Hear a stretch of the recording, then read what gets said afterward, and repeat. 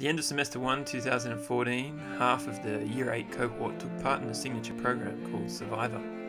This program was scaffolded using the design thinking process, which was introduced and mentored by Tom Barrett from NOTOSH. It's no coincidence NOTOSH were consulted, as the design thinking process aligns itself well with the middle schooling philosophy of trans-disciplinary, collaborative learning. Furthermore, it reinforces the student well-being program's focus on mindset awareness and the recognition and utilization of character strengths and habits of mind.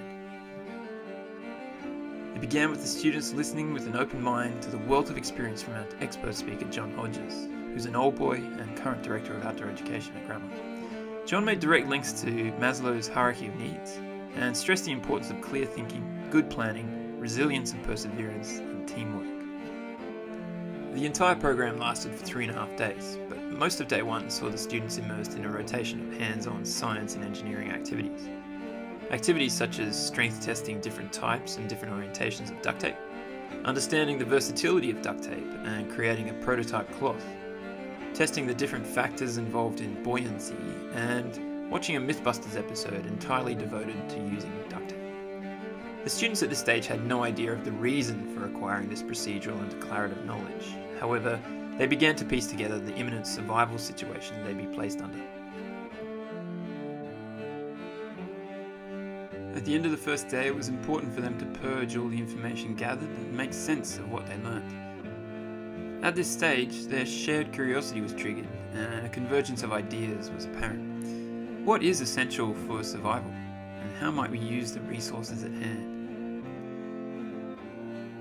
The convergence of information continued the next day by using hexagonal thinking.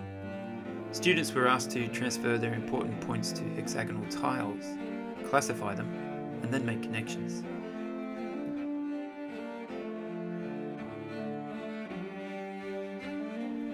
It was now blatantly clear to the students that duct tape would play an important role in their survival.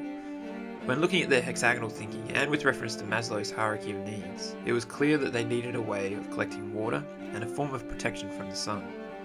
Their first project, therefore, became a hat for themselves and a group water container, all made from duct tape and following the process of ideation, prototyping, feedback and feed-forward, and refinement.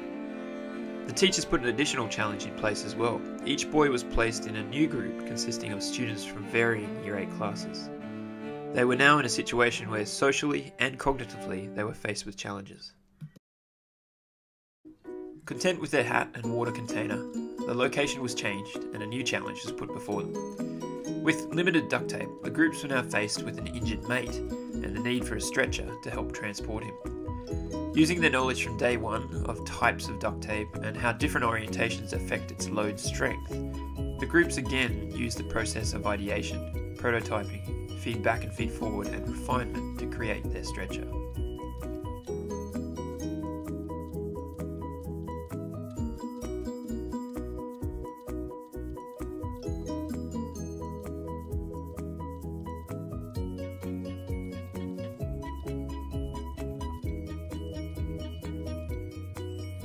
Reflections played an important part in this program, evaluating how they have used their character strengths and habits of mind.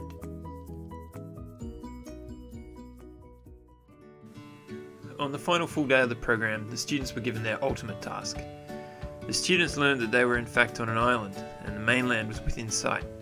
They were informed they should build a raft with only 100 2-litre plastic milk bottles, with an equal number of lids that didn't quite fit, 3 PVC pipes, and a few rolls of duct tape. They were not put under enormous time pressure to complete this task, but the tide would be right just after lunch. They had to transport their entire group across the body of water, the school pool, using their raft. They were also given the option of testing their apparatus later that morning.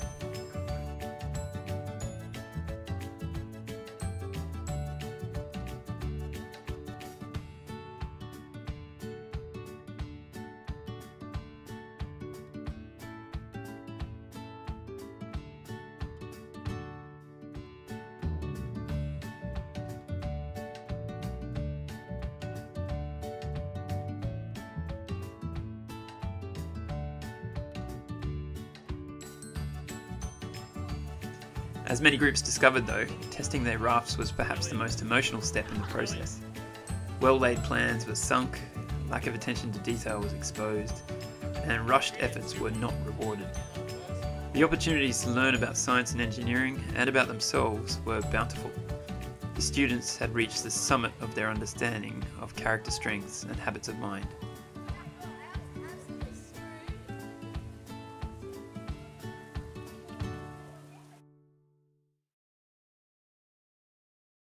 Well, we began with a very good boat that was an art piece, and then a masterpiece, and then it got crushed. Why was it a masterpiece?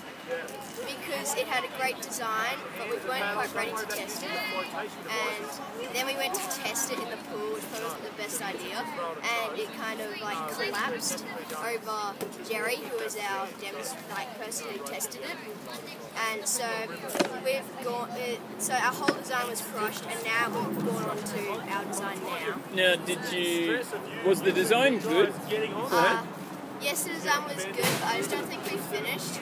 And we don't have enough tape anymore, so we couldn't have made that design. So you tested too early? Yeah. Okay.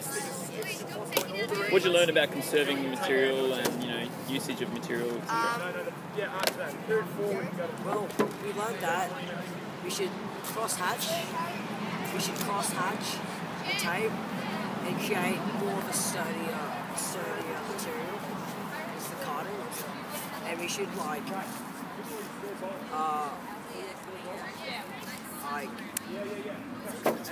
Alright, well, what about this new design? You failed, for lack of a better word, your first one didn't work out right. So what did you do after that? Well, we kind of went together and thought about what happened, what went wrong, and we figured that it was that we didn't have a structure that went around it, and that all the milk bottles just kind of caved in because they didn't have a structure that to support it. And yeah, well, now we've built a big structure which will hold 2 people.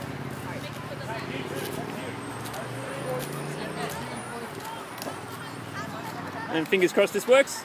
Yes. Is it finished? No. No? Okay, well, best of luck with the finishing of the design.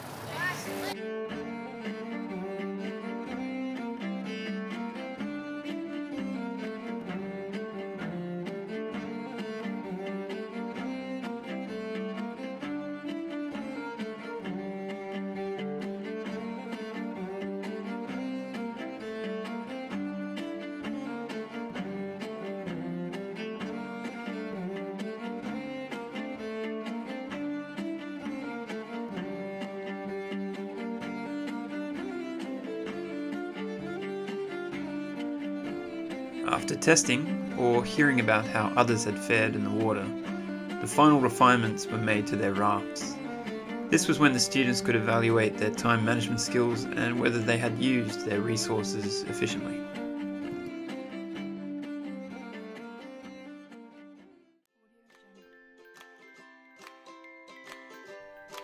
No two rafts were the same, even though the students were actively encouraged to take inspiration from each other's designs. The variety and effectiveness of the rafts was both awe-inspiring and clever. A total of 19 out of 20 rafts were completely successful in transporting the group across, leaving one raft only just meeting the requirements.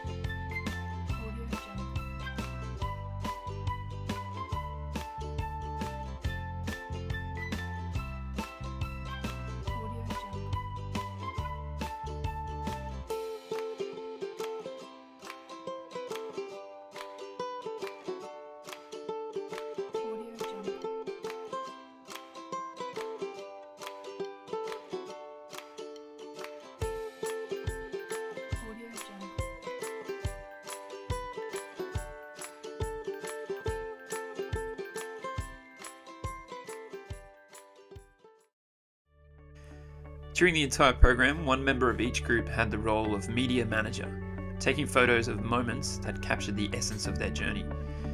These photos were then printed and pasted to a storyboard that decorated the walls of Centenary Hall. The cohort that undertook this journey were then asked to casually view the 20 stations and leave a sticky note comment on what character strength or habit of mind that picture exhibits.